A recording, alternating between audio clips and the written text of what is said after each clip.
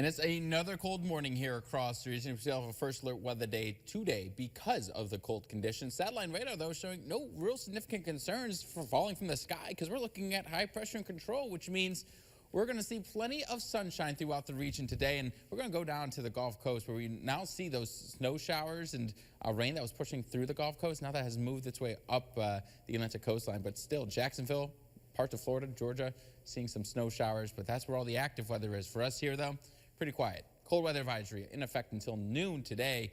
And yeah, it's cold out there. Look at some of these temperatures we're seeing. Whitney Point at 13 degrees below zero. Shenango currently at 9 below. Sherburne at 13 degrees below zero. Roxbury so far the coldest spot on the map, 19 degrees below zero. I even checked out some Mesonet data before I hopped on air. Still coldest spot on the map. I would not be shocked if we see some temperatures fall into the below 20 range here. It's that chilly here across the area thanks to those clear skies. So as you have the door, make sure you grab that heavy coat, gloves, and hat because it's going to be another frigid day. Wind chills early on will be down to near 20 below zero. They will regulate a bit as we head towards the afternoon, but I think the 13 bit generous here. I think we're going to struggle to reach the teens. So let's take a look at these headlines. It's the last day of the bitter cold air. That's the good news. We're still going to remain on the cold side here, but we are looking much more seasonable as we head towards the end of the week and into the weekend.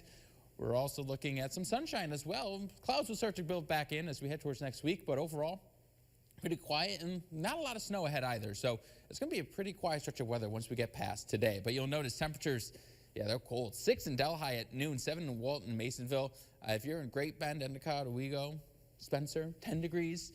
8 in the city of Binghamton. Very chilly. You're really going to bundle up throughout the region. Now, as we head on into the overnight period, I think those temperatures will not really drop all that much. I'm thinking lows fall down to near 7 degrees. I think this model holds on to the heat just a bit, but regardless, it's going to be a cold start for our Thursday, but temperatures will actually rise into the lower 20s. It's going to be a relatively warmer day. Still cold, like I mentioned, still about 10 degrees below average, but at least it's going to not be in the single digits, and the wind won't be much of a factor either. And you'll notice as we head on in towards Friday morning, those temperatures falling down into the teens. But yeah, the wind chills, they're going to regulate a bit. Like I said, early on we're looking cold, but I think as we head into the afternoon, with the very calm winds we are expecting, we're not seeing any significant issues with that, but still bundle up and protect that skin.